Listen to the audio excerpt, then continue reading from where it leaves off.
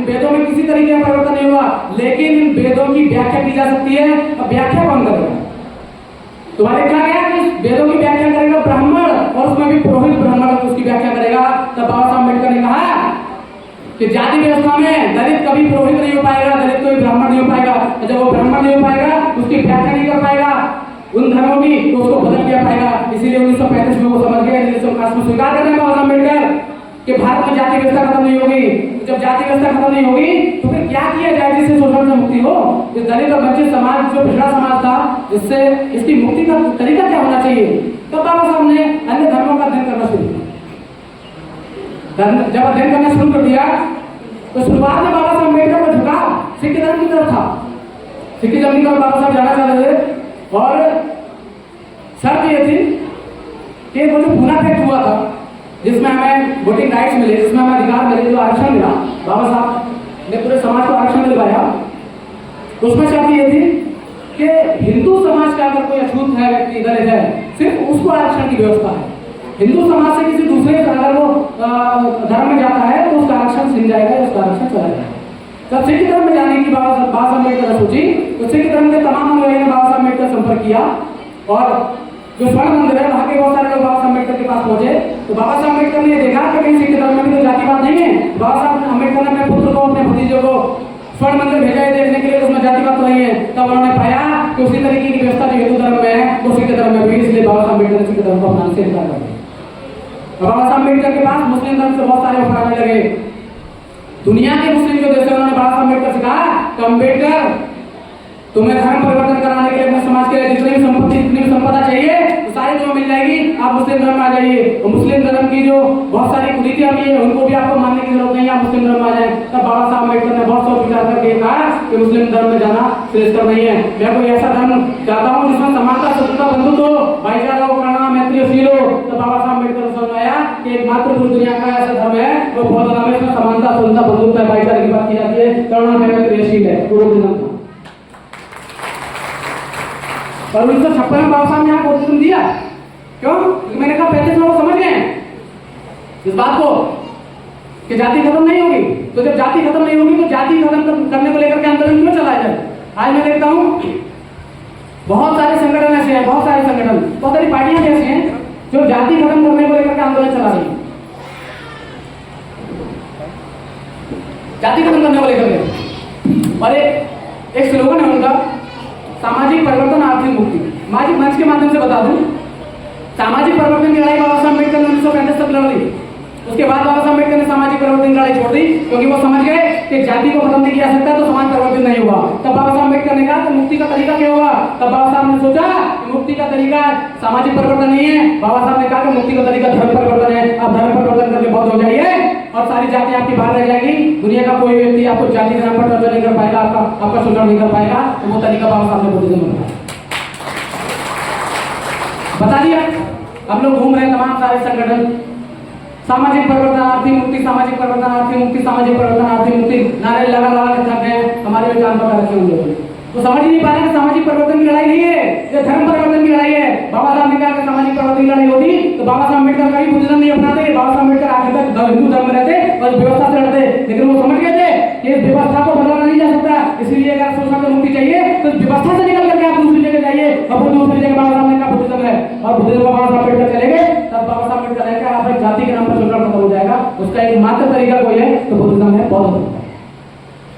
हम लोग समझने में बड़ा समय लगा रहे हैं, अभी तक नहीं समझ पा रहे हमारी मुक्ति का तरीका क्या है। कोई राजनीतिक तरीका खोज रहा है, कोई सामाजिक तरीका खोज रहा है। मैं आपको बताऊं कि ना राजनीतिक तरीका हमारी मुक्ति का कोई आधार है, ना सामाजिक तरीका कोई मुक्ति का आधार है। वो उसका माध्यम तो हो सकते हैं लेकिन उसका उद्देश्य नहीं है। राजनीति हमारी मुक्ति का माध्यम हो सकता है लेकिन राजनीति हमारी मुक्ति का उद्देश्य नहीं है। हमारी मुक्ति का एकमात्र उद्देश्य अगर मैं समझ पाया हूँ तो बौद्ध धर्म जो बाबा साहब अम्बेडकर ने बताया, उसके अलावा कोई दूसरा मुक्ति का मार्ग नहीं है।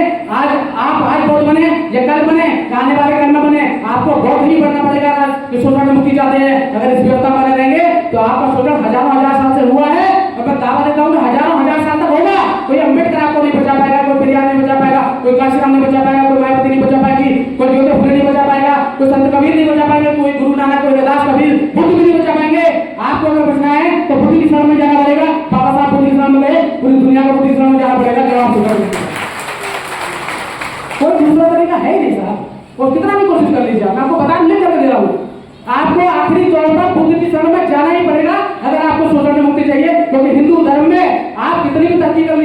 आईएएस अगर आज होता है तो पहले आईएएस दलित होता है, उसके बाद आईएएस होता है। एक राष्ट्रपति अगर दलित हो गया तो पहले दलित है, उसके बाद राष्ट्रपति है। एक महिला आदिवासी अगर राष्ट्रपति हो जाती है तो पहले महिला है, फिर आदिवासी और फिर राष्ट्रपति है। उसकी आदिवासी पहचान, उसकी दलित पहचान, उसकी शोषित वंचित पहचान उसका पीछा कभी नहीं छोड़ती है। ये पहचान सिर्फ बौद्ध धर्म में जाकर आपका पीछा छोड़ेगी। इसलिए मैंने कहा कि आप आ जाएं, या कल आए या परसों आए, आने वाले कल आए। आपको अगर मुक्ति से, शोषण से मुक्ति का तरीका अगर चाहिए तो एक मात्र रास्ता आपको बता दूंगा, बुद्धिज्म है। जितनी जल्दी आप उस पर लौटाएंगे उतनी जल्दी आपकी मुक्ति हो जाएगी। इस बात को मैं लेकर देता हूँ आपको। कितनी भी कोशिश करें, कितनी भी कोशिश, बहुत बड़ा बात है हमारा। एक मिडिल क्लास भी तैयार हुआ, सरकारी कर्मचारी भी तैयार हुए। यहाँ मैं देख रहा हूँ, मेरी बड़ी बहन मैंने पीछे से अधिकारी है, मैं खुद भी एक प्रोफेसर हूँ कॉलेज में, सर बैठे हुए हैं यही हैं, बहुत सारे सरकारी कर्मचारी, प्रवक्ता भी हैं, टीचर भी हैं। हम लोग दो तरीके के बुद्धिज्म पर काम करते हैं। जितना भी सरकारी वर्ग खासकर दो तरीके के बुद्धिज्म पर काम करता है।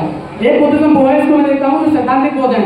आपके पास सर्टिफिकेट है बुद्धिज्म का और आप बौद्ध हो गए, आपके पास जाति का सर्टिफिकेट नहीं है, आपने छोड़ दिया, आप प्रॉपर बौद्ध हो गए, तब जाति आपका पीछा नहीं करेगी, जाति के नाम पर आपको शोषण नहीं होगा। दूसरा तरीका यह है कि हम वैचारिक बौद्ध हुए। जितने कार्यक्रम हम लोग कर रहे हैं, मैं बताऊं, मैं वैचारिक बौद्ध हूँ, मैं कोई सैद्धांतिक बौद्ध नहीं हूँ, मेरे पास बौद्ध का सर्टिफिकेट नहीं है। हाँ, लेकिन मेरे जितने काम है, घर में हो, घर से बाहर हो, मेरी विचार की तो बुद्ध से जुड़ी हुई है, तो मैं वैचारिक बौद्ध हो गया। लेकिन मेरे पास सर्टिफिकेट नहीं है बौद्ध का, मेरे पास सर्टिफिकेट नहीं है, तो मेरी पहचान अंततः हिंदू के रूप में ही होगी। चाहे मैं कितनी कोशिश कर लूं, जब भी मैं फॉर्म में भरूंगा, मैं धर्म के फॉर्म में हिंदू लिखूंगा, तो अंततः मैं हिंदू ही हुआ। मैं कितनी पहचान की बुद्ध की चला लूं, कितनी अम्बेडकर चला लूं, लेकिन जब तक सैद्धांतिक रूप से बौद्ध नहीं होगा, मैं सर्टिफिकेट नहीं लूंगा, तब तक मैं बौद्ध नहीं होगा। इसलिए जरूरी है कि हम लोगों को बौद्ध हो जाना पड़ेगा। उसके बाद इस कारवां बाबा साहब अम्बेडकर आगे बढ़े और वो समझ गए कि राजनीति माध्यम हो सकता है। बाबा साहब ने 1937 में एक पार्टी बनाई, इंडियन लेबर पार्टी, मजदूरों का, किसानों का प्रतिनिधित्व करने के लिए, महिलाओं का प्रतिनिधित्व करने के लिए। बाबा साहब 1942 में ब्रिटेन की काउंसिल में, गवर्नर जनरल की काउंसिल में जब मंत्री पद बाबा साहब को मिला, तो बाबा साहब जब स्वयं मंत्री हुए, जो मजदूर के मंत्री हुए, तब बाबा साहब अम्बेडकर ने मजदूरों के लिए काम किया। ये जो आज आप तमाम सरकारी वर्ग, गैर सरकारी वर्ग जो देखता है कि 8 घंटे की नौकरी है, ये बाबा साहब अम्बेडकर ने दिया आपको। एक हफ्ते में 1 दिन की छुट्टी है, ये बाबा साहब अम्बेडकर ने दिया आपको। ये फंड जो नौकरी के बाद मिलता है, ये सब बाबा साहब अम्बेडकर ने दिया। मेडिकल की छुट्टियां मिलती है, ये सब बाबा साहब अम्बेडकर ने दिया। बाबा साहब अम्बेडकर से पहले 12 घंटे नौकरी आपसे दी जाती थी, 14 घंटे नौकरी दी जाती थी। कोई आपसे पूछने वाला, कोई आपको बताने वाला नहीं था। हफ्ते में 1 दिन छुट्टी नहीं थी, 8 दिन आपसे काम दिया जाता था। ये बाबा साहब अम्बेडकर ने मजदूरों को जो है न सिर्फ सेवा के रूप में छुट्टियां दिलवाई, बल्कि जितनी फैसिलिटी हो सकती है सारी फैसिलिटी बाबा साहब ने। उसके बाद जब बाबा साहब आगे बढ़े तो 1945 में जब देश की आजादी की बात होने लगी, तो ये तय हुआ कि हम भी एक संविधान अपना बनाना चाहते हैं। जब ये तय हो गया और संविधान सभा के जब चुनाव होने लगे, तो बाबा साहब अम्बेडकर ने चुनाव लड़ा। मुंबई से बाबा साहब अम्बेडकर चुनाव लड़ना चाहते थे, बहुत साजिश करके बाबा साहब अम्बेडकर को हरवा दिया गया उसमें। उसके बाद बाबा साहब अम्बेडकर बंगाल से योगेंद्रनाथ मंडल जो है, अभी सर ने बताया, उनके सहयोग से, पूरी टीम के सहयोग से बाबा साहब अम्बेडकर संविधान सभा पहुंचे। तो संविधान सभा पहुंचाने के बाद बाबा साहब अम्बेडकर जब पहले दिन संविधान सभा पहुंचे, तो बाबा साहब को ऐसा लगा कि चूंकि मैं नीची जाति से आता हूँ, सरदार पटेल हैं, नेहरू हैं, बहुत सारे लोग हैं, तो मेरा नंबर बोलने के लिए पता नहीं कितने समय में आएगा। तो बाबा साहब अम्बेडकर ने किसी प्रकार की तैयारी नहीं की, लेकिन इत्तेफाक से हुआ कि राजेंद्र प्रसाद ने जवाहरलाल नेहरू की बात खत्म होने के बाद सीधा अम्बेडकर की तरफ इशारा किया और कहा कि मैं चाहता हूं डॉक्टर अम्बेडकर तुम अपनी बात रखो। तो बाबा साहब खड़े हुए और बाबा साहब ने कहा, मुझे ऐसा लगा था कि शायद मेरा नंबर बोलने के लिए 2 दिन बाद 3 दिन बाद आए, लेकिन और इसके लिए मैंने अपनी तैयारी नहीं की थी, क्योंकि अगर आपने मुझे खड़ा कर दिया है तो मैं बोलूंगा। और बिना तैयारी के बाबा साहब अम्बेडकर देखे उस सभा में जब बोले, तो पहला भाषण बाबा साहब अम्बेडकर संविधान सभा में 3400 शब्दों का भाषण था। उतने शब्दों में पूरे अमेरिका का संविधान लिख जाता है जितने शब्दों का भाषण बाबा साहब अम्बेडकर ने, पूरे अमेरिका का संविधान लिख जाता है उन शब्दों में, जितने शब्दों का भाषण बिना तैयारी के बाबा साहब अम्बेडकर ने दिया। और बाबा साहब अम्बेडकर जब संविधान सभा आने लगे, तो जब देश आजाद हुआ, तो कांग्रेस जो काम करना चाहती थी उसने किया। बाबा साहब अम्बेडकर जिस सीट से चुनकर के आए, कांग्रेस ने जानबूझ करके उस सीट को पाकिस्तान की तरफ भेज दिया और बाबा साहब अम्बेडकर पाकिस्तान की संविधान सभा के सदस्य हो गए, भारत की संविधान सभा के सदस्य नहीं गए। लेकिन इससे पहले अम्बेडकर जानते थे, बाबा साहब तो जानते थे। बाबा साहब जानते थे कि जो कांग्रेस दिन रात एडी चोटी का जोर लगाकर उनको संविधान में आने से रोकना चाहती थी, उसके बाद भी संविधान में आ गया तो कुछ ना कुछ ऐसा जरूर किया जाएगा जिससे बाहर कर दिया जाए। तो बाबा साहब अम्बेडकर ने जिस दिन संविधान सभा चुन करके गए, उसके अगले ही दिन बाबा साहब अम्बेडकर ब्रिटेन के लिए निकल गए और ब्रिटेन के प्रधानमंत्री से बाबा साहब अम्बेडकर मिले और उनसे कहा कि मैं इस बात को लेकर के चिंतित हूँ कि बड़े संघर्ष के बाद मैं यहाँ तक संविधान सभा में पहुंचा हूँ, पूरी ताकत कांग्रेस ने लगा दी, तो मुझे आशंका है कि कहीं ऐसा ना हो कि कांग्रेस मेरी सीट को पाकिस्तान में दी। बाबा साहब ने पहले बता दिया, तो ब्रिटेन के प्रधानमंत्री ने कहा कि ऐसा नहीं होगा।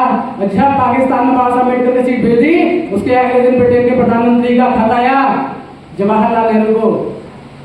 उन्होंने कहा कि अब ये तुम्हारी जिम्मेदारी है, अम्बेडकर को संविधान सभा में लेकर के आए हैं। तब कांग्रेस ने अपने ही मुंबई के संसद सदस्य का जो संविधान सभा पहुंचा था उसका इस्तीफा दिलवाया, मजबूरी बाबा साहब अम्बेडकर को संविधान सभा चुन करके लेकर के आए। ये बाबा साहब अम्बेडकर की ताकत है। अब बाबा साहब संविधान सभा में आ गए। अब पहला प्रश्न ये, संविधान सभा आके करेंगे क्या? मुख्य प्रश्न ये था क्या करना संविधान सभा में आकर। बाबा साहब ने जिस समाज की लड़ाई को लड़ते आ रहे हैं, राजनीतिक अधिकारों को दिलाया, आरक्षण दिलाया, क्योंकि अब संविधान बन रहा है तो आरक्षण किस तरीके से होना चाहिए, किस समाज को होना चाहिए। बाबा साहब ने दिन रात मेहनत करके संविधान सभा से अलग बाबा साहब ने मेहनत की। बाबा साहब ने जितने भी दलित समाज की जातियां हैं उनको लिस्टेड किया, उनको लिखना शुरू किया। तो 1108 जातियों को बाबा साहब ने अनुसूचित जाति में डाला, 560 जातियों को बाबा साहब ने अनुसूचित जनजाति में डाला। अब पूरा एक शेड्यूल बना करके कहा कि अनुसूचित जातियां हैं, अनुसूचित जनजातियां हैं, इनको इनकी जनसंख्या का अनुसार आरक्षण मिलेगा, आरक्षण शिक्षा में मिलेगा, प्रवेश में मिलेगा, नौकरी मिलेगा, प्रमोशन में मिलेगा, विधानसभा मिलेगा, संसद में मिलेगा, हर जगह आरक्षण बाबा साहब अम्बेडकर ने तय कर दिया उनकी संख्या के हिसाब से। अब मसला ये हुआ कि बाबा साहब ने दलितों को और आदिवासियों को आरक्षण दे दिया, लेकिन बाबा साहब ये जानते थे कि पिछड़ों का क्या होगा। बाबा साहब ये मानते थे कि पिछड़ा जो समाज है उसमें बहुत सारी जाति ऐसी जो अति पिछड़े समाज से आती हैं, उनकी स्थिति देखने में तो ठीक लगती है लेकिन उनकी स्थिति दलितों से बहुत ज्यादा बेहतर नहीं है। तब बाबा साहब अम्बेडकर ने सोचा कि एक दिन जब दलित समाज जब आरक्षण का लाभ लेकर के पढ़ करके आगे बढ़ेगा, आईएएस बनेगा, आईपीएस बनेगा, कलेक्टर बनेगा, प्रोफेसर बनेगा, डॉक्टर बनेगा, वकील बनेगा, विधायक बनेगा, सांसद बनेगा, मुख्यमंत्री बनेगा, तब यही पिछड़ा समाज देखेगा, इस पिछड़े समाज को भी लगेगा कि मेरे पास अगर आरक्षण होता तो मैं भी आगे बढ़ जाता। तब बाबा साहब अम्बेडकर ने पिछड़े समाज के लिए आरक्षण की बगावत करते हुए संविधान में अनुच्छेद 340 लिखा जो पिछड़े समाज के आरक्षण की बगावत करता है। और उसी 340 अनुच्छेद के लिए पूरी संसद बाबा साहब के खिलाफ हो गई, पूरी संविधान सभा बाबा साहब के खिलाफ हो गई। और नेहरू ने बाबा साहब से कहा कि अम्बेडकर तुमने दलित आदिवासियों का आरक्षण ले लिया, पिछड़ों के पीछे क्यों पड़े हो। तो बाबा साहब ने कहा कि ये सारे लोग वही वंचित लाइन में खड़े हुए हैं जिसमें दलित और आदिवासी खड़े हुए हैं, कोई बहुत ज्यादा अंतर नहीं है। और मैं चाहता हूँ कि जब आगे बढ़ने का अवसर मिले तो ये समाज पीछे न छूट जाए। और वो 340 आर्टिकल बाबा साहब ने लिखा, अब लिख तो दिया, कानून मंत्री बाबा साहब बना दिए। लिखने के बाद हुआ क्या कि उस पर जब सरकार बन गई तो जवाहरलाल नेहरू ने किसी प्रकार का कोई काम नहीं किया। बाबा साहब अम्बेडकर दबाव उन पर डाला कि मैंने जो 340 आर्टिकल लिखा है उस पर एक आयोग बनाइए और तय करिए कि पिछड़ों की आबादी कितनी है और उनकी जनसंख्या के अनुपात में उनको आरक्षण देना शुरू करिए। लेकिन धीरे धीरे करके बाबा साहब की इस बात को दरकिनार करना शुरू कर दिया। बाबा साहब ने हिंदू कोड बिल पेश किया महिलाओं की मुक्ति के लिए। जितनी मेरी माँ बहन और बच्चे बैठी हैं वे समझ लें कि आजादी से पहले आपको घर की 4 दीवारी के बाहर जाने की भी इजाजत नहीं थी। घर की 4 दीवारी में भी पुरुष जो तय करेगा वही आप करेंगे, उससे ज्यादा नहीं करेंगी। ये परिस्थिति अभी बहुत ज्यादा चेंज नहीं हुई है। आज मैं देखता हूँ कि पुराने अपने जो समाज के लोग हैं, जब पुरुष और महिला चलते हैं तो पुरुष 10 कदम आगे चलेगा, महिला 10 कदम पीछे चलती है। पुरुष एकदम बढ़िया तरीके से कॉलर शर्ट कुर्ता डाल के चलेगा, महिला घूंघट करके चलेगी, वो भी 10 कदम पीछे। तो व्यवस्था बहुत ज्यादा नहीं बन रही है लेकिन बदलनी है। तो बाबा साहब ने लिख दिया। अब बाबा साहब ने कहा कि महिला को भी तलाक देने का अधिकार है, महिला को भी बच्चे गोद लेने का अधिकार है। पुरानी परंपरा में अगर महिलाओं के बच्चे नहीं हुआ करते थे तो उनको बांझ और पता नहीं क्या क्या बोलकर जला दिया जाता था या मार दिया जाता था। तो बाबा साहब ने कहा कि हिंदू कोड में अगर महिलाओं के अगर बच्चे नहीं होते हैं उसको भी दूसरा बच्चा गोद लेने का अधिकार है, जिस तरीके पुरुष को अधिकार है। ये अधिकार बाबा साहब अम्बेडकर ने महिलाओं को दिया। बाबा साहब ने कहा कि अगर पुरुष एक महिला के होते हुए 4 महिलाओं को और लेकर के शादी करे तो महिला को कोई एतराज नहीं होता क्योंकि उसके पास कोई अधिकार नहीं है। लेकिन बाबा साहब ने कह दिया कि आज के बाद ये नहीं होगा। आज के बाद एक महिला के रहते हुए एक ही महिला से शादी होगी, दूसरी महिला को नहीं जा सकते, वरना कानून की हालत आप जानते हैं ना। एक महिला के होते हुए अगर दूसरी महिला से शादी तो छोड़िए, है ना, नजर उठा के भी देखें तो क्या होता है। यह अधिकार बाबा साहब अम्बेडकर ने दिया। उससे पहले हमारी महिलाओं को इतनी घुटन में जी रही होंगी कि एक महिला के होने के बाद उसके आत्मसम्मान को कुचल के हमारे पुरुष समाज 4 से महिलाओं में रखता था। इससे ज्यादा दुर्भाग्य की बात नहीं थी। बाबा साहब ने कहा कि अब एक महिला के रहते हुए पुरुष दूसरी शादी नहीं कर सकता, उसके रहते हुए दूसरी शादी करेगा तो दंडनीय अपराध होगा, मुक्काड़ा दंड उसको दिया जाएगा। ये बराबरी का अधिकार बाबा साहब अम्बेडकर ने महिलाओं को दिया। बाबा साहब ने तीसरा अधिकार दिया और कहा कि पहले महिलाओं पे शादी करने का अधिकार और किसी बात पे महिला को निकाल देने का अधिकार, बिना बात के महिलाओं को निकाल देने का अधिकार, यह फिर पुरुष समाज को था। बाबा साहब ने कहा ऐसा नहीं होगा। अगर पुरुष को महिला को चुनने का अधिकार है तो उतना ही अधिकार महिला को पुरुष को चुनने का होगा। आज से अगर पुरुष को तलाक देने का अधिकार है तो महिला को भी तलाक देने का अधिकार होगा। अगर पुरुष कहता है कि मुझे महिला अच्छी नहीं लगती, घर से निकाल दूंगा, तो आज महिला भी कहते हैं कि पुरुष अच्छा नहीं लगता तो घर से निकाल देंगे। है या नहीं है? ये बराबरी का अधिकार सबसे पहले महिलाओं को दिया बाबा साहब अम्बेडकर ने, और सिर्फ दलित और पिछड़े समाज की महिलाओं को नहीं दिया बल्कि सब समाज की महिलाओं को दिया। तो जो ऊंची जाति की महिला हैं उन महिलाओं को बाबा साहब अम्बेडकर ने यह अधिकार दिया बराबरी का। उनको भी हजारों हजार साल से किसी प्रकार का कोई अधिकार नहीं था, वो भी घर में बैठी हुई थी। उसके बाद बाबा साहब आगे बढ़े। बाबा साहब ने नेहरू पर दबाव डाला कि आप जो अनुच्छेद 340 में लिखा है उस पर किसी प्रकार का कोई काम क्यों नहीं कर रहे। मैं चाहता हूँ कि पिछड़ों की आबादी क्या हो। तो बहुत साधारण तरीके से एक कागज काले कर आयोग 1953 में बना दिया। लेकिन आप इत्तेफाक की बात देखें कि पिछड़ों की आबादी, पिछड़ों के हक अधिकार तय करने के लिए आयोग बना और उसमें एक भी पिछड़ा व्यक्ति नहीं था। और उसकी रिपोर्ट वैसी भी ढाके 3 बात वाली, उन्होंने कहा कि पिछड़ों को कोई आरक्षण देने की जरूरत नहीं, पिछड़े तो साधन संपन्न है। और वो रिपोर्ट ठंडे बस्ते में डाल दी गई। लेकिन बाबा साहब अम्बेडकर को इस बात का बहुत बुरा लगा। बाबा साहब अम्बेडकर ने जब कानून मंत्री के पद से इस्तीफा दिया तो कई सारी शर्तें दी और उठा करके देखे तमाम पिछड़े समाज के भाई बैठे हैं। उसमें तीसरी शर्त ये थी कि पिछड़े समाज का जो आरक्षण था उसको लागू करने के लिए, उसके लिए कानून बनाने के लिए, उसका आयोग बनाने के लिए नेहरू तैयार नहीं था। इसलिए बाबा साहब अम्बेडकर ने इस्तीफा दे दिया। ये पिछड़े समाज के लिए इस्तीफा दिया। पिछड़े समाज बात को आता नहीं समझता कि बाबा साहब अम्बेडकर ने उसके हक और अधिकारों के लिए अपना इस्तीफा दे दिया, कानून मंत्री का पद को ठोकर मार दी। उसको समझना चाहिए। उसके बाद बाबा साहब आगे बढ़े। बाबा साहब का जो आंदोलन है, संविधान को दे दिया, आरक्षण दे दिया, नौकरियां लगने लगी। लेकिन जैसे बाबा साहब नौकरियां लगने के बाद जब समाज में निकलना शुरू हुआ तो उनको पता लग गया कि समाज में तमाम बाबू तैयार हो गए हैं और ये अपना राजनीतिक तरीके से अपनी मुक्ति तय कर सकते हैं, न सामाजिक तरीके से और न आर्थिक तरीके से। तब बाबा साहब ने वो जो 1935 में कहा था कि मैं हिंदू धर्म में पैदा हुआ, हिंदू धर्म में मरूंगा नहीं, बाबा साहब ने अपने 6 लाख अनुयायियों को लेकर के 1956 में 14 अक्टूबर को नागपुर की भूमि पर बाबा साहब ने धर्म की दीक्षा ले ली और 6 लाख अनुयायियों को बौद्ध बना दिया। और बाबा साहब ने कहा कि मैं 2 साल में 5 करोड़ बौद्ध तैयार करके जाऊंगा। बाबा साहब ने पहले दिन 6 लाख लोगों को बौद्ध बनाया, दूसरे दिन 3 लाख लोगों को बौद्ध बनाया, तीसरे दिन 3 लाख लोगों को बौद्ध बनाया। 3 दिन में बाबा साहब अम्बेडकर ने 6 लाख बौद्ध तैयार कर दिए। लेकिन हमारा दुर्भाग्य है कि बाबा साहब के जाने के बाद 75 साल में 70 साल में हम लोग 70 लाख कायदे के बौद्ध तैयार नहीं कर पाए। ये हमारा दुर्भाग्य है। इसीलिए हमारा शोषण होता है। इसीलिए बोध गया आप देखें मेरे तमाम जो पूज्य बंदे जी हैं, हजारों हजार की संख्या में अपनी ही जमीन को, जिस जमीन पर बुद्ध को ज्ञान प्राप्त हुआ उस जमीन को प्राप्त करने के लिए, उस जमीन पर ऊंची जाति के लोगों का कब्जा है, उसके लिए आंदोलन चल रहा है। कई महीने से आंदोलन चल रहा है। अगर बाबा साहब की बात को मान लिया होता और हमने धर्म परिवर्तन पर ध्यान दिया होता या बाबा साहब ने कहा बुद्ध का रास्ता अपनाइए, हमने बुद्ध के रास्ते पर चलने पर ध्यान दिया होता तो मुझे लगता है कि आज हमारी संख्या 10 करोड़ होती है, हम 10 करोड़ मत होते। और वो जो बोध गया है हमें मांगने की जरूरत नहीं पड़ती। हम आंखों में आगे डालकर छीन लेते बोध गया और दांत को आपको बता देना चाहता हूं।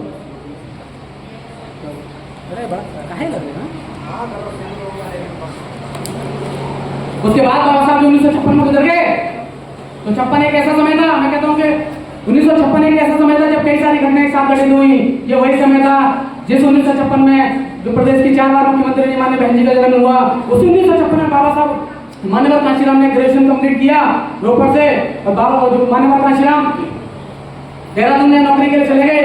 उसी समय बाबा कांशीराम के पास में सूचना आई कि बाबा साहब अम्बेडकर निधन हो गया है। बाबा साहब को कांशीराम जानते नहीं थे और साहब कांशीराम जब वहां से अपनी नौकरी छोड़ दी। उसके बाद अगले साल साहब कांशीराम पुणे आ गए और पुणे में साहब कांशीराम ने सहायक वैज्ञानिक के रूप पर अपनी नौकरी जो है ज्वाइन कर ली। और वहां से वो आंदोलन दोबारा शुरू हुआ और साहब कांशीराम ने लड़ाई लड़नी शुरू की। तो उस विभाग में जब अम्बेडकर जयंती और बुद्ध जयंती की छुट्टियां खत्म करनी, उसके लिए एक वाल्मीकि समाज का ही मेरे जो है पूज्य हैं और उन्होंने जो आंदोलन को चलाना शुरू किया। उसके बाद साहब कांशीराम में शामिल हुए और साहब कांशीराम ने उसकी लड़ाई को कोर्ट से लेकर के और रक्षा मंत्री तक लड़ा। और उसके बाद वो छुट्टियां बहाल हुई और वो अधिकार भी मिले। तब साहब कांशीराम को समझ में आ गया कि आंदोलन का है मूवमेंट क्या है। तब कांशीराम एक समृद्ध परिवार से आते थे, ठीक ठाक परिवार था और उनकी माता जी साहब की शादी के लिए तैयारी करना शुरू कर दी। और उन्होंने एक बड़े विधायक के परिवार से साहब का रिश्ता भी तय कर दिया। साहब को नहीं बताया और रिश्ता तय करने के बाद साहब के पास जब वो पुणे आई उस समय साहब बाबा साहब अम्बेडकर को पढ़ने में दिन रात लगे हुए थे और बहुत कोशिश की उनकी माता जी ने कि कांशीराम समझ जाए। लेकिन हुआ कि कांशीराम उस बात को नहीं समझे और उन्होंने कहा कि माँ अब मुझे सहरे की जरूरत नहीं है, अब मुझे कफन की जरूरत है। मैं अपने समाज के लिए जिस तरीके से बाबा साहब ने पूरा अपना जीवन दांव पे लगा दिया, मैं अपना पूरा जीवन दांव पे लगा करके समाज की मुक्ति की लड़ाई लड़ूंगा। और अंत तक की मां हाथ तक करके वापस चली गई और साहब पाशीराम उस मूवमेंट का उस झंडा का अपने हाथ में उठा लिया और साहब पाशीराम ने कहा कि आज से जिंदगी में कभी भी शादी नहीं करूंगा, अपना घर परिवार नहीं बसाऊंगा, 1 रुपए की संपत्ति 1 रुपए की प्रॉपर्टी अपनी खड़ा नहीं करूंगा। इस बात को बोल करके साहब पाशीराम निकल गए। 1964 में साहब पाशीराम ने अपनी नौकरी छोड़ दी और नौकरी छोड़ने के बाद साहब पाशीराम ने अब जब आंदोलन खड़ा करना शुरू किया तो साहब इस बात को समझे कि आंदोलन चलेगा कैसे। वो समाज जिसकी मैं बगावत कर रहा हूँ, उसकी लड़ाई में लड़ना चाहता हूँ, उस समाज की लड़ाई लड़ने के लिए उस समाज के पास कुछ होना चाहिए। तो साहब ने कहा कि समाज की जो गैर राजनीतिक जड़ें हैं, सामाजिक जड़ें, आर्थिक जड़ें, धार्मिक जड़ें, सांस्कृतिक जड़ें, तो साहब ने जब उनको खोजना शुरू किया तो पता लगा कि वो जड़ें थी नहीं। और साहब ने बाद में कहा कि जब मैं उन जड़ों को खोजने गया तो वो जड़ें थी नहीं, जड़विहीन समाज था, तब मुझे जड़ बनानी थी। तब साहब पाशीराम ने कहा कि इस समाज के पास में भूमि है नहीं, इस समाज के पास में पैसा है नहीं, इस समाज को तैयार कैसे करना होगा। तब साहब समझे कि बाबा साहब अम्बेडकर के आरक्षण को लेकर के एक छोटा सा मिडिल क्लास सरकारी कर्मचारियों को तैयार हो गया है। और साहब पाशीराम ने सबसे पहले सरकारी कर्मचारियों को जोड़ करके बामसेफ नाम का एक संगठन खड़ा किया और एक वैज्ञानिक संगठन खड़ा किया। और साहब ने कहा कि बामसेफ के सिद्धांतों के गैर आंदोलनकारी होगा, गैर धार्मिक होगा। और सरकारी कर्मचारियों को एक बहुत बड़ा संगठन के सामने खड़ा कर दिया। उसके माध्यम से जब वो निकले 1978 में, तो ये वही संगठन था जिसकी ताकत पूरे भारत में उसकी धमक आज तक जो हमें दिखाई देती है। और उसके बाद 1984 में साहब पाशीराम ने इस मूवमेंट को आगे बढ़ाते हुए बहुजन समाज पार्टी बनाई। और उसी बहुजन समाज पार्टी के बाद में आप देखेंगे 4 बार इसी बहुजन समाज पार्टी से उत्तर प्रदेश में सरकार रही। जब उत्तर प्रदेश में सरकार रही, आदरणीय पुनिया जी ने बताया कि बहन जी ने पूरे देश की राजनीति को, पूरे प्रदेश की राजनीति को सर के बल खड़ा करके दिखा दिया था। नहीं दिखाया था, आप बताएं मुझे। जो दलित समाज का व्यक्ति ठाकुरों की गली के आगे से जब गुजरता था तो उसके जूते उसके पैर की जगह उसके सर पर होते थे, लेकिन बहन जी की जब सरकार आई तो उसके जूते उसके सर से उठ करके उसके पैर में आए कि नहीं, आप मुझे बताने आए कि नहीं आए, उसके पैर में कुछ जूते आ गए। और वो ठाकुरों की उनकी जाति के लोगों के गलियों से गुजरने लगा तो उसके जूते उसके पैर में आए। ये ताकत है, स्वाभिमान, ये मान सम्मान साहब पाशीराम ने बसपा ने और बहन जी की ताकत ने दिखाया, हमने सरकार चला करके दिखाई। 1989 में जब विरोधियों ने कहा कि साहब कांशीराम कुछ नहीं है, कांशीराम अगर कुछ नहीं है तो 3 महीना 13 में है। उसके बाद जब चुनाव हुआ तो आप देखें इत्तेफाक था कि 3 सीटें लोकसभा में आई, 13 विधानसभा में आई। तब साहब कांशीराम ने खड़े होकर कहा कि जो लोग हमसे कहते थे कि हम 3 में 13 में हैं, वो देख लें, हम पहले चुनाव में हम 3 में भी हैं और हम 13 में भी हैं। साहब ने करके दिखाया। 1984 में पार्टी बनी अप्रैल में, बाबा साहब के जन्मदिवस पर। नवंबर में चुनाव थे और नई पार्टी थी, नया संगठन था। तो मान्य बहन जी उस समय तमाम मेरे युवा भाई हैं, अब ये भी थोड़ा सा गौर से सुन लें। तो ये समझते हैं कि बहन जी ने कोई आंदोलन नहीं किया, कोई संघर्ष नहीं किया। बहन जी 70 साल की पैदा हुई थी, बहन जी 70 साल की पैदा नहीं हुई। तो 22 साल की महिला ने दिल्ली में जब एक कार्यक्रम चल रहा था, इंदिरा गांधी को हरा करके जब मोरारजी देसाई की सरकार आई, उसके बाद जब कांग्रेस के लोगों ने बोलना शुरू किया तो कांग्रेस के मंत्री राजनारायण ने कहा, जब हरिजन शब्द का इस्तेमाल किया तो वो 22 साल की युवती माननीय बहन जी मंच पर खड़े होकर के उन्हें एक केंद्रीय मंत्री को ललकारा और कहा तो तुम्हारी हिम्मत कैसे होगी हमें हरिजन बोलने के लिए, हरिजन नाम नहीं है। एक 22 साल की महिला ने केंद्रीय मंत्री को ललकारा, ये ताकत माननीय बहन जी की थी। 22 साल की केंद्रीय मंत्री को ललकारा। 1984 में जब पार्टी मंत्री चुनाव आया, बहन जी ने साहब से कहा मैं चुनाव लड़ना चाहती हूँ। तो तमाम लोगों ने बहन जी को समझाया कि आप प्राइमरी में टीचर हैं, उस समय बहन जी प्राइमरी में नौकरी करती, सरकारी टीचर थी। उन्होंने कहा कि आप सरकारी टीचर हैं, आपकी नौकरी चली जाएगी, आप उस समय बाद चुनाव लड़ लीजिएगा, आगे भी चुनाव लड़ जाएंगे। लेकिन बहन जी अपने इरादों में साहब कांशीराम की तरह पक्की थी। उन्होंने कहा नहीं चुनाव लड़ना है, और एक ऐसे चुनाव के लिए जिसमें हार तय थी। माननीय बहन जी ने उस चुनाव के लिए अपनी नौकरी छोड़ दी, अपनी नौकरी पर चुनाव लड़ा और हारी। 1984 में जब चुनाव हुआ 45,000 वोट बहन जी को मिले। उसके बाद 1985 में चुनाव लड़ा, 65,000 वोट मिले, फिर हारी। फिर 1987 में चुनाव हुआ, हरिद्वार में चुनाव हुआ, उसमें 1,30,000 वोट आए। उसके बाद 1989 में जो चुनाव हुआ उसमें बहन जी एसी बिजनौर से चुन करके हमारा नेतृत्व करने के लिए पहुंची और दलित समाज का सिरमौर बन करके बहन जी ने दिखाया कि नहीं दिखाया। जो लोग ये कहते हैं कि बहन जी ने कुछ नहीं किया, 1991 में यही बहन जी तो सांसद थी 1991 में, यही जिलाधिकारी बुलंदशहर की बात बता दूं आपको, बुलंदशहर के डीएम के बहन जी ने कॉलर खींच करके चाटा मारा 1991 में, सिर्फ इसलिए कि उन्होंने कहा कि एक दलित समाज की महिला को तो सांसद रह चुकी है, डीएम ने बोलने का अवसर नहीं दिया। बहन जी ने वो जो लोग कहते हैं कि नहीं वो कुछ नहीं करती हैं, वो तेवरता बहन जी का कॉलर खींच करके डीएम को सर्विस पर कांटा मारा और पहली दलित महिला थी जिस पर रासुका के तहत बहन जल गई थी। तो लोग जो कहते हैं नहीं पढ़ते, रासुका पहली बार सबसे पहले किसी पर लगाया तो बहन जी पर रासुका लगा, उनसे क्या तो मैं डीएम को थप्पड़ मारने को लेकर के ये तेवर वहां से शुरू हुआ। आज लोग कहते हैं ये तेवर वहां से शुरू हुआ।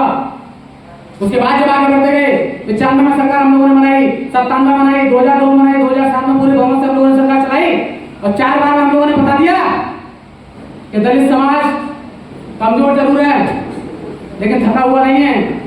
हम लोग हजारों साल से पीड़ित जरूर हैं लेकिन लड़ने की जितनी क्षमता हम में है उतनी क्षमता किसी दूसरे समाज में नहीं है। क्योंकि जब दलित समाज से कोई पढ़कर के निकलता है तो अम्बेडकर होता है, जब पिछले समाज से कोई पढ़कर निकलता है तो ज्योति फुले होता है, पेरियार होता है, ललित सिंह यादव होता है। ये हमने दिखा दिया, हम आज भी दिखा रहे हैं।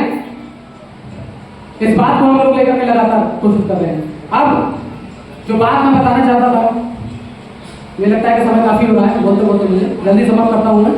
और वो बात यह है कि आज की जो परिस्थितियां हैं जिस पर हम लोगों ने कोशिश की है कि किस तरीके से हम लोग ये काम करें कि ये शोषण से मुक्ति हो। मैंने बताया पहला तरीका, आप आज आए, कल आए, परसों आए, उसके बाद आए, एक दिन ऐसा जरूर होगा जब आपको अपनी मुक्ति के लिए सिर्फ और सिर्फ बुद्ध धर्म दिखाई देगा, दूसरा कोई तरीका आपकी मुक्ति का नहीं होगा। ये आप तय करके रखिए, आप लेकर के रखिए, दूसरा कोई तरीका नहीं होगा। आप कितनी राजनीतिक लड़ाई लड़ लीजिए, राजनीतिक लड़ाई आपको सत्ता तक पहुंचा सकती है लेकिन सत्ता से शोषण से मुक्ति नहीं मिल सकती। अगर सत्ता से शोषण से मुक्ति मिलती तो 4 बार हमने सरकार चला करके दिखा दी, हम आज शोषण से मुक्त नहीं हुए। इसका मतलब ये हुआ कि सत्ता से शोषण से मुक्ति नहीं मिल सकती, सत्ता से शोषण से मुक्ति का रास्ता मिल सकता है।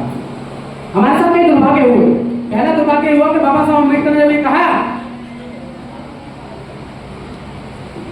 कि मैं 2 साल में 5 करोड़ पौधे तैयार कर दूंगा, उसके 2 महीने से पहले बाबा साहब अम्बेडकर हमारे बीच से चले गए। ये पहला दुर्भाग्य था और 5 करोड़ पौधे हम लोग नहीं बना पाए। मैंने कहा अगर बाबा साहब अम्बेडकर 2 साल जी जाते तो आज भारत में 10 करोड़ पौधे होते। दूसरा दुर्भाग्य हमारे साथ तब हुआ जब 7 आश्रम ने 15 मार्च 2003 को मुंबई में अपने भाषण में कहा कि आने वाले 2006 में जब डॉक्टर अम्बेडकर के धम्म दीक्षा कार्यक्रम को 50 साल हो जाएंगी तो 50वीं उनका जो वर्षगांठ होगी, उस दिन मैं तमाम चमार और अपने जाटा समाज के 3 करोड़ लोगों को लेकर के बहुत हो जाऊंगा, उसके बाद दूसरी जातियों को लेकर के बहुत दूंगा। लेकिन दुर्भाग्य फिर मैंने कहा है कि इस बात को बोलने के बाद कुछ समय साथ काशीराम का भी निधन हो गया, इसलिए हम लोग जो है विखात हो गए। तो कई सारे दुर्भाग्य हमारे साथ हुए।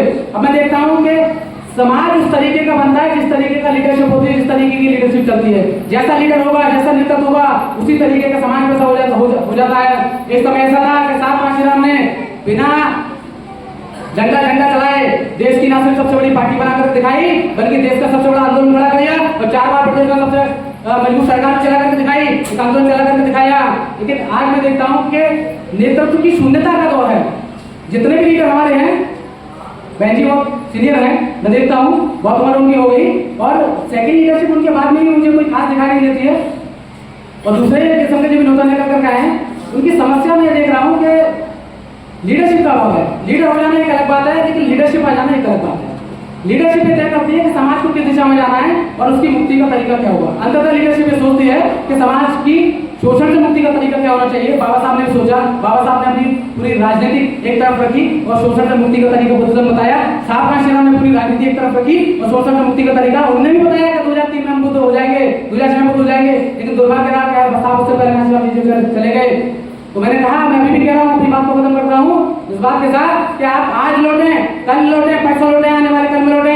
आपको अपनी शोषण से मुक्ति का एकमात्र रास्ता बता रहा हूँ, बुद्धिज्म है। धम्म से लगता है, बुद्ध से लगता है, संघ से लगता है, उसके अलावा किसी से नहीं लगता। अब जितनी जल्दी बुद्ध के रास्ते पर लौटाएंगे उतनी जल्दी शोषण से मुक्ति, जाति से मुक्ति के रास्ते पर लौटाएंगे। इन्हीं बातों के साथ अपनी बातों को खत्म करता हूँ। आप सबको नमो बुद्धाय, जय भीम, क्रांतिकारी।